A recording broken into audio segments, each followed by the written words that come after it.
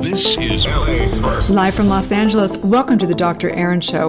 We're all about manifestation, transformation, and breakthroughs. It's time to claim your birthright of prosperity, vitality, and love. So grab your tea or coffee because together, we're awakening the world. May you live your truth. Live from Los Angeles, we come together each day to know the truth, live on spiritual principles, align with universal law, and break through all limited beliefs within our subconscious mind so that we can claim our birthright of prosperity, vitality, and love. We also come together in community in Soul Society and New Thought Global, and our vision is to be the #1 spiritual community committed to enlightenment, empowerment, and entrepreneurship. We truly believe that when somebody awakens, they have a gift and a message to bring to the world, and together we are awakening the world. So today, I want to talk about how to meditate. We're basically doing a club. It's called the 22-Minute Club, hashtag 22min Club, which is basically going into a silent meditation for 22 minutes a day, and then hashtagging and being able to spread the kind of infectious idea for other people to meditate. So how this happened was, boy, let's just go there, okay? So 23 years ago, I was, how old was I? I was 24 years old. I began my spiritual journey at 22 when I had my stillborn, full-term son.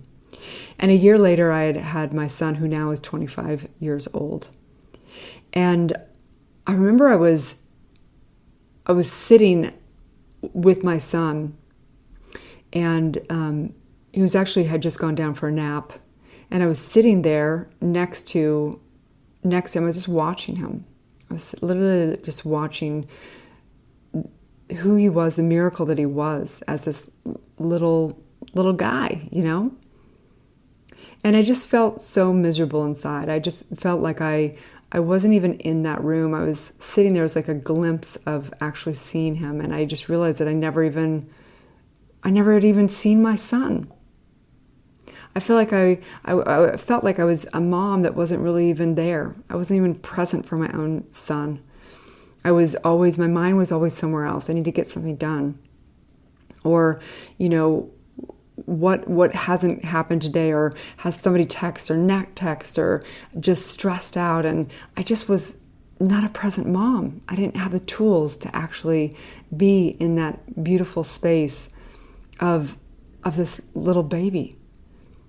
And I realized in that moment that I had to change. I had to change, you know. And I had moments, of course, we have moments and moments of recommitting to do our work.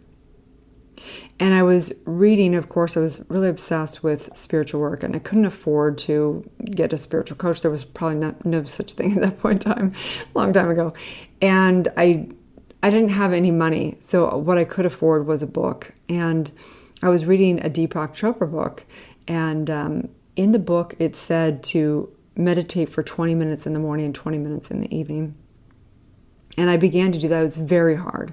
I would go into meditation, and I had what they call monkey mind like crazy. It was literally just awful. It was like taking fingernails and going down a chalkboard.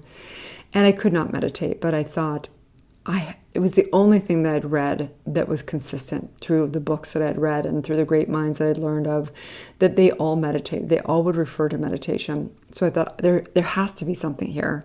And I don't know what it is, but it's like going to, you know, it's like Wizard of Oz and Dorothy going down the yellow brick road. She just knows that she has to get to the city and to, the man behind the curtain, if you will.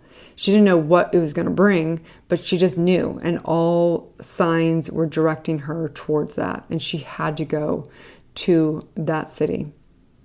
And that's what I felt about meditation. I didn't know what it was like to meditate. I didn't know what was on the other side of that curtain.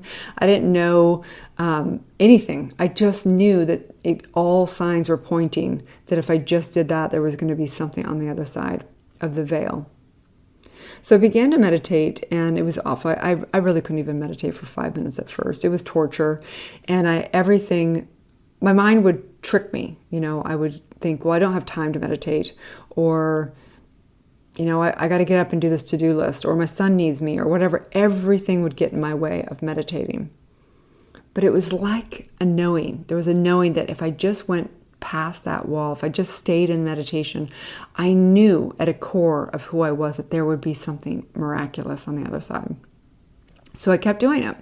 It was the one thing I did consistently and not very well. 5 minutes here, 3 minutes there, 10 minutes there. But I just knew. I knew that if I just stuck with it, and I began to break through the wall. And as I've said through another podcast, I kind of had my whole spiritual journey, and I disclosed everything that went through that. And the point is that meditation was this, I call it the infinite journey. Because what happened was, as I began to break through the monkey mind, I began to get into, that gap, that observer. And I began to watch my thought forms kind of drift by like clouds. And sometimes I'd entangle them, and it was like, all of a sudden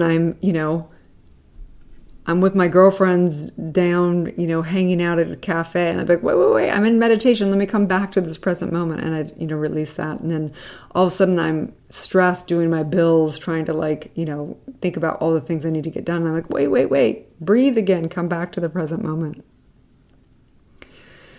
And the point is that if you just come back, it's like a muscle that I kept building, and I come back to that present moment, and I come back to the breath, and I come back to that gap, and release the thought forms and just be. And it was such a concept. I had never ever experienced anything like that, to just be without thinking, without the brain, without that entanglement of all the doingness. The past, the future, the this, the that, all of that. And I'd come back, and I'd come back, and I'd come back. And then what would happen is, I remember there was a point in time that I thought, oh my gosh, I have really advanced in meditating, because I can actually go in there without entangling with thought forms. I can actually just be. And I thought, I am a great meditator, right? And it was a big advancement for me. And then what would happen is I would go into meditation, and I wouldn't even necessarily want to come out with an answer, but I'd go in kind of not having clarity around a certain area of my life. And I'd go into meditation and with no expectations, because one of the things we practice in silent meditation is not wanting to get anything out of it. Because it's not visioning work, it's not prayer work, it's not any of those things. The intention is to empty the mind and allow the truths of the universe to stream in.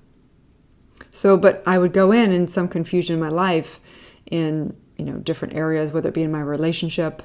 I'd be confused about how to deal with an argument or an upset or whatever. Or I would go in with business and think, how am I going to get that next sale or whatever it is? And each time I would go into meditation, I would naturally come out kind of knowing the answer to things. And as the universe is saying yes right now, because there's an ambulance that's going by that say yes, yes, yes, there's a sign here, right? And we have to listen to the signs of the universe. So as I began to go more and more into meditation, I would have more of these kind of really cool things that would happen, right? Like, it was like, okay, cool, that was a little bonus to that meditation, right? But then something happened. And I began to break through this wall, and I began to what I call astral project, or you could say wherever you go in consciousness. And I'd have these profound experiences in meditation. I would go to people and places and circumstances and past lives, and it began to be like that, The Lion, the Witch, and the Wardrobe. That book, that famous book, where they open this wardrobe. There's these, I forget what the book was about exactly, but I think it was these little children, and they'd go in and they'd play. And they'd open up this wardrobe in one of the rooms in their home, and they'd go down into they'd go on an adventure into different worlds. And so for me, that was what meditation was like. It was this place I'd go in there, and I didn't have any expectations of where I was going, but all of a sudden I'd be in the Himalayas meditating with monks, or I'd be with a mother that was holding her dead baby crying, or I would go to and be with different deities, or I'd go down to being a little girl in sadness and being able to hold her again. Wherever I went, it was this infinite journey. I'd go to different galaxies. I'd be able to understand and go into the mind of that person that was mean to me or looked weird to me on driving next to me on the street. I'd be able to know what was going on with them. I'd be able to go visit my mom, and I'd be able to understand and have compassion about what was going on for her. And I'd speak to her in consciousness. And I'd heal something in consciousness. And so I began to, it was the most precious thing of my life, this thing called meditation, this place I could go in consciousness, and it was just became this most beautiful. I'd spend hours and hours and hours in meditation. I would literally, my eyes would pop open at 4 o'clock in the morning because I was so excited to go back into that infinite journey, into that wardrobe, into that place where I could go anywhere in consciousness, going through the veil and recognizing my oneness and knowing that I could go in a journey, and I didn't know where it was going to take me today. So then as all the truths stream through, the truths of the universe, everything from the universal laws to the wisdom of our oneness and all the metaphysics and all the stuff, understanding and learning out in the world through getting, my spiritual practitioner and becoming a minister and understanding the metaphysics of life, he would also stream through in consciousness. So it was really great to have the balance of doing both.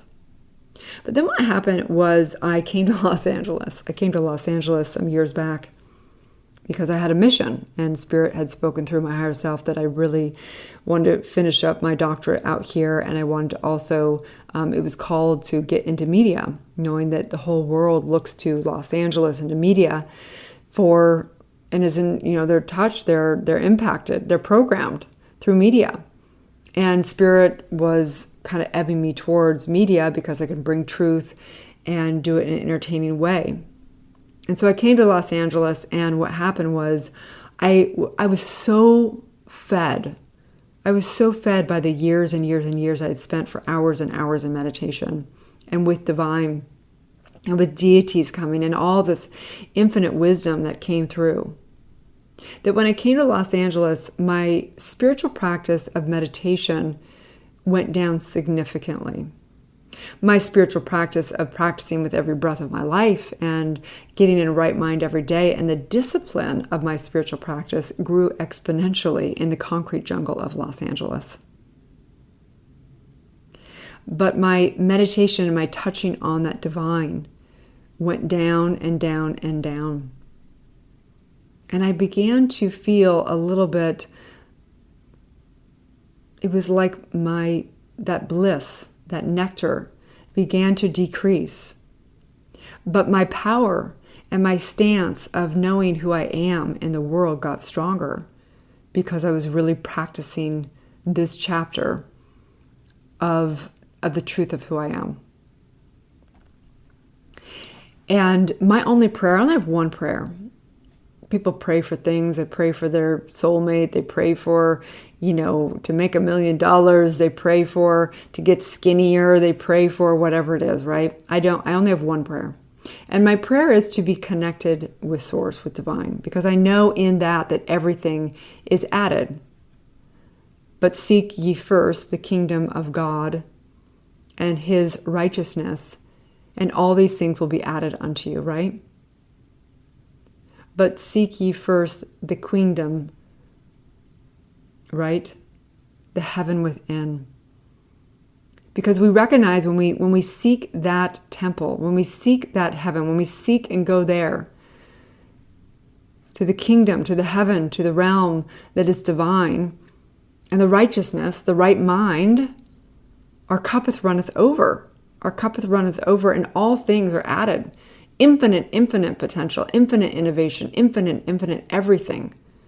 Relationships beyond our wildest dreams, vitality and health and beyond the body.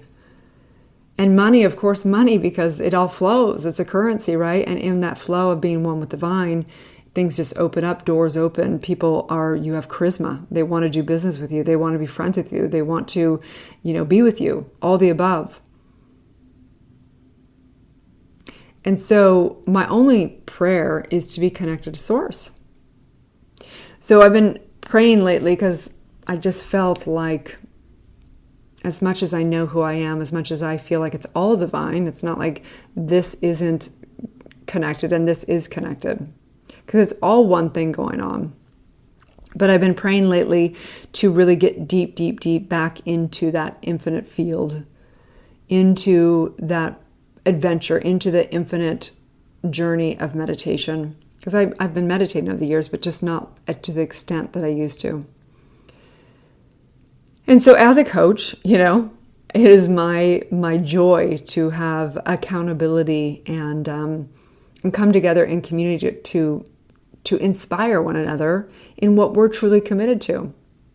And one of the greatest things I've noticed in training, many women around the globe, is that whatever it is that they really want to embody, the best thing to do is to give it away and hold yourself accountable for. So hence, we have these soul circle calls and things like that, where if they want to embody a different distinction, teach universal law or teach conscious relationship or teach spiritual business or whatever it is, if they keep teaching it, they will get to keep it. There's like a law in this universe where if you give it, in order to have it, you got to give it away.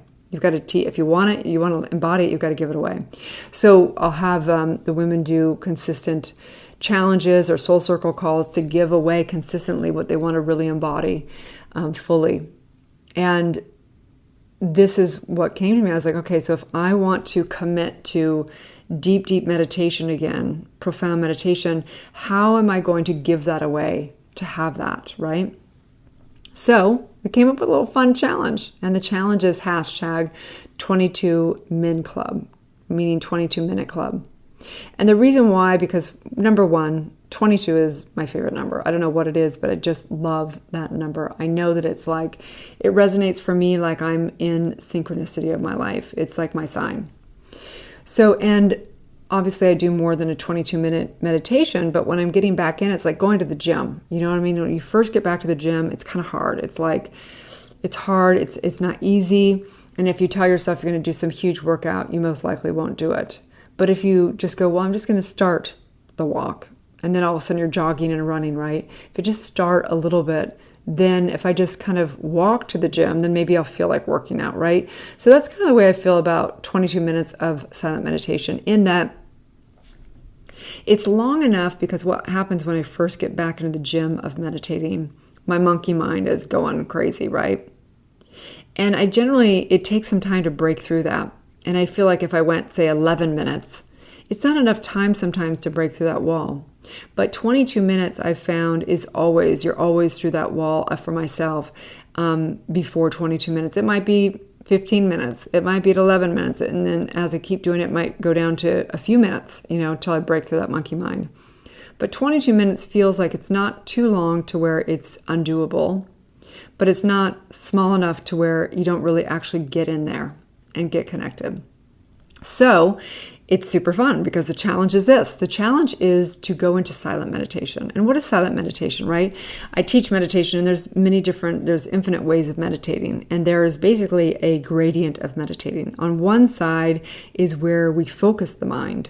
We have centered meditation. We do mantra meditation. We do a very specific intention, okay? And we direct, if you will. On the other spectrum of meditation, it's emptying the mind. Really getting into that beingness and opening our consciousness so much that the truths of the universe can stream in, right? We become receptive. We become receptive, and on the other spectrum of the meditation, we direct energy upon universal mind, okay? So in the silent meditation, my invitation for you is to go into a 22-minute silent meditation. That means this: no mantras, no putting on music, no listening to a guided meditation, and no going in with something, wanting to get something out of it. I think one of the biggest pitfalls people do is they go in hoping for a sign, trying to get a mental picture, trying to manifest something, trying to get something. That is not what silent meditation is. In fact, it's quite the opposite. You need to go in without any intention, other than just connecting and listening and being there with your higher self, with the beloved within the divine.